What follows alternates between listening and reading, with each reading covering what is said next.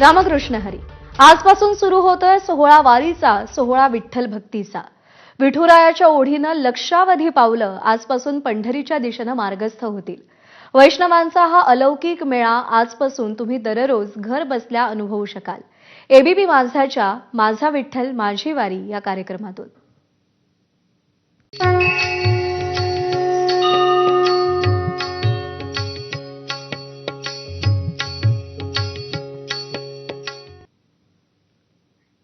आणि यानंतर आपण थेट देहूमध्ये जाऊयात। आमचे प्रतिनिधी गोविंद शेळके थेट देहूतून आपल्या सोबत आहेत।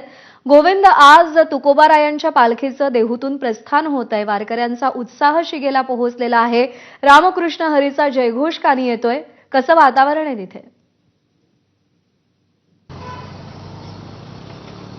प्रज्ञा, आपण बघतोय की आज जगद्गुरू संत तुकाराम महाराजांच्या पालखी सोहळ्याचा हे 340वा वर्ष आहे आणि हे यासाठी महत्त्वाचं आहे कारण राज्याचे मुख्यमंत्री उपमुख्यमंत्री हे देहू नगरीमध्ये दाखल होत आहेत आणि देहू नगरीमध्ये दाखल झाल्यानंतर आपण बघतो की चारी बाजूनं वेगवेगळ्या पताका खांद्यावर घेतलेले हे वैष्णवांचा मेळा आता देहूमध्ये येतोय। देहूमध्ये आल्यानंतर साधारणतः दुपारी 2 ते 2:30 वाजता या प्रस्थान सोहळ्याला सुरुवात होईल।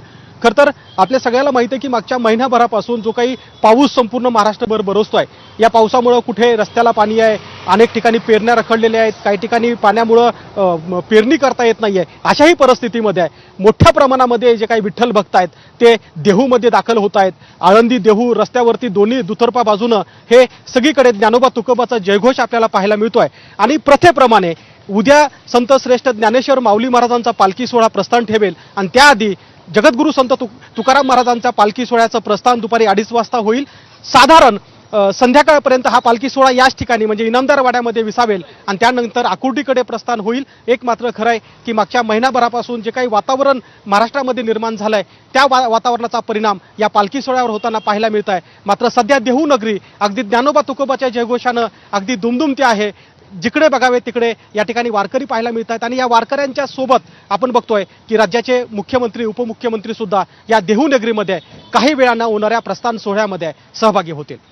प्रज्ञा, बरोबर आहे। ज्ञानोबा तुकारामचा जयघोष करत प्रापंचिक अडचणींना मागे ठेवत हे सगळे वारकरी आता पंढरीच्या दिशेनं आज प्रस्थान करतील। गोविंद, धन्यवाद दिलेल्या